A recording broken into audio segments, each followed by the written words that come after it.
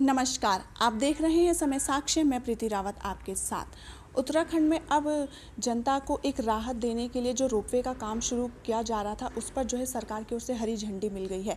ऐसे में क्या कुछ उस योजना में लाभ है, कितना यातायात को इससे सुकून मिलेगा और क्या इसकी अन्य योजना है, इन सब की बातचीत के लिए हमारे साथ मौजूद है डायरेक्टर MD जितेंद्र त्यागी जी। तो आइए कुछ बातचीत हम उनसे कर लेते हैं। सर, बहुत बहुत स्वागत है आपका समय साक्ष्य में।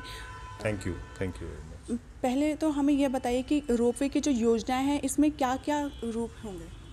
देखिए, मैं बता दूं कि रोपवे की योजना जो अभी मंजूर हुई है वो देहरादून के लिए नहीं है। वो हरिद्वार में हर की पौड़ी से चंडी देवी जाने के लिए एक रोपवे बनाया जा रहा है, जिसकी कैबिनेट से अप्रूवल मिल चुकी है और हम उसका टेंडर निकालने जा रहे हैं।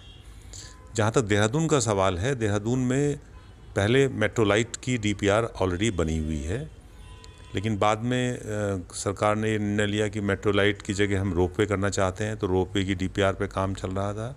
अभी नवंबर 2020 में भारत सरकार ने एक नई टेक्नोलॉजी जिसका नाम है मेट्रो नियो, उसके स्टैंडर्ड स्पेसिफिकेशन इशू किए हैं, उसको भी उन्होंने मेट्रो पॉलिसी के अंदर कवर किया है। और मेट्रो नियो जो टेक्नोलॉजी है वो मेट्रोलाइट से लगभग 60% कॉस्ट में हो सकती है। इसलिए माननीय मुख्यमंत्री जी की अध्यक्षता में एक बैठक हुई और उसमें ये सैद्धांतिक निर्णय लिया गया कि देहरादून में हम अब मेट्रो नियो पर कार्य करें, क्योंकि ये टेक्नोलॉजी लगभग रोपवे जितनी ही कॉस्ट में बन जाएगी और मेट्रो पॉलिसी के अंदर कवर्ड है, जिसमें कि भारत सरकार से सहायता या उनकी भागीदारी होने की संभावना बहुत अधिक है। इसलिए अब हम लोग मेट्रो नियो पर काम कर रहे हैं। मेट्रो नियो एक ऐसी टेक्नोलॉजी है जो रबर टायर बेस मेट्रो कहलाती है, जिसमें जो कोचेज हैं वो बजाय स्टील व्हील के वो रबर के टायर पे होंगे। बाकी सिस्टम देखने में बिल्कुल मेट्रो जैसा ही दिखाई पड़ेगा और इसकी कैपेसिटी वो लगभग 8000 पैसेंजर्स पर आवर पर डायरेक्शन होती है, जो हमारी देहरादून की आवश्यकता के हिसाब से 2051 तक के लिए सक्षम है, वो सफिशेंट है हमें। मेट्रोलाइट के जो कॉरिडोर हमने आइडेंटिफाई किए थे वो नॉर्थ साउथ कॉरिडोर था, ISBT से लेकर के राजपुर रोड पर मधुबन होटल के पास कंडौली तक था, और ईस्ट वेस्ट कॉरिडोर था FRI से रायपुर। अभी जो निर्णय लिया गया है कि राजपुर रोड एक यहाँ की एक अलग से विशेष दर्जा रखती है रोड, जिस पे एलिवेटेड स्ट्रक्चर शायद लोगों को अभी पसंद ना आए, इसलिए निर्णय ये लिया गया है कि हम नॉर्थ साउथ कॉरिडोर को अभी ISBT से गांधी मैदान तक ही बनाएंगे और ईस्ट वेस्ट को पूरा बनाएंगे। और इनकी बनने के बाद इनकी परफॉर्मेंस देख करके, इनकी एस्थेटिक क्या बनती है, उस पब्लिक का क्या उसके बारे में परसेप्शन है, तब निर्णय लिया जाएगा कि उसको हम राजपुर रोड पे एक्सटेंड करें या राजपुर रोड पे कोई और अन्य व्यवस्था लागू करें। कितने तक का कॉस्ट, मतलब खर्चा जो है इस रोपवे परियोजना? देखिए, मेट्रो नियो परियोजना का लागत लगभग 70 से 72 करोड़ पर किलोमीटर आती है, और अभी हम जो बनाने जा रहे हैं वो लगभग 20 किलोमीटर होगी। तो आप ये मान सकते हैं कि करीब 1500 करोड़ लागत इसकी आएगी, जो अगले 2 से 3 साल में खर्च होना है। और इसमें सेंट्रल गवर्नमेंट की भागीदारी भी रहेगी और लगभग 60% इसमें हम लोन लेंगे, सॉफ्ट लोन लेंगे, जो बहुत कम इंटरेस्ट रेट में मिल जाता है बाहर से। तो राज्य सरकार का, भारत सरकार का करीब 20% इक्विटी रहेगी, 60% लोन लिया जाएगा। और हमारा जो राइडरशिप इसमें आ रही है उसके हिसाब से फाइनेंशियल वायबिलिटी इस तरह की है कि हम इसका लोन का पूरा रीपेमेंट अपने आप करते रहेंगे, यानी कि डे 1 से ही ये ऑपरेशनली प्रॉफिटेबल रहेगी और ऑपरेशन के टाइम में हमें इसमें राज्य सरकार से कोई अनुदान की आवश्यकता नहीं पड़ेगी। हम लोन भी पूरा रीपेमेंट अपने आप कर पाएंगे। एक तरीके से देखा जाए तो ट्रैफिक जैम जो है आजकल एक बड़ी समस्या बनता जा रहा है। ऐसे में रोपवे के काम से कितनी निजात यहाँ लोगों को मिल सकती है? देखिए, एक तो ये रोपवे नहीं, हम मेट्रो नियो पे काम कर रहे हैं। देहरादून की सड़कों में ट्रैफिक कंजेशन बहुत ज़्यादा है।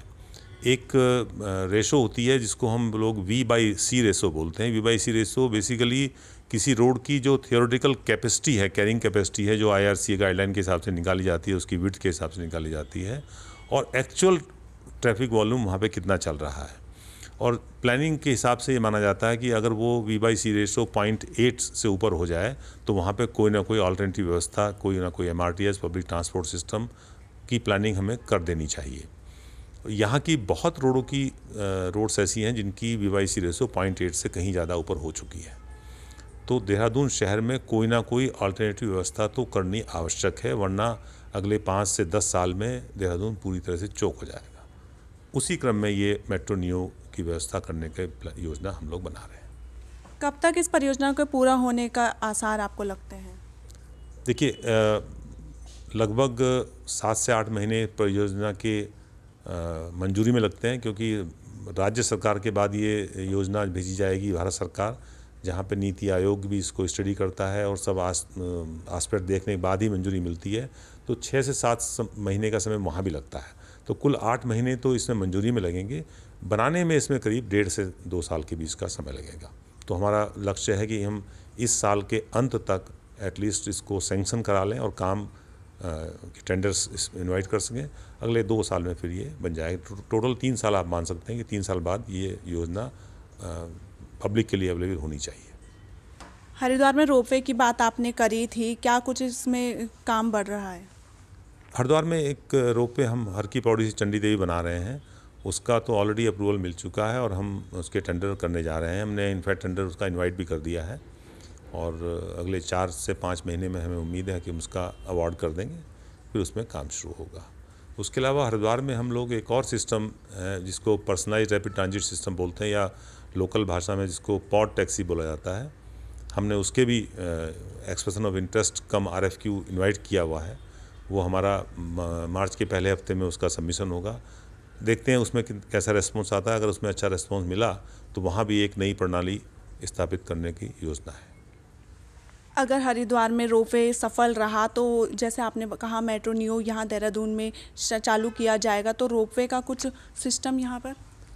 नहीं, रोपवे का अभी सिस्टम यहाँ नहीं आएगा। मेट्रो नियो आएगी तो फिर रोपवे की आवश्यकता नहीं है। हाँ, रोपवे हम कामली रोड पे, प्रेमनगर से रेलवे स्टेशन कामली रोड होते हुए उस एरिया के बारे में अभी अध्ययन कर रहे हैं कि वहाँ पर चूँकि मेट्रो नियो भी बनाना संभव नहीं है, रोड बहुत कंजेस्टेड है, तो वहाँ पे हम रोपवे के बारे में विचार अभी कर रहे हैं, जिसकी DPR अभी बनेगी।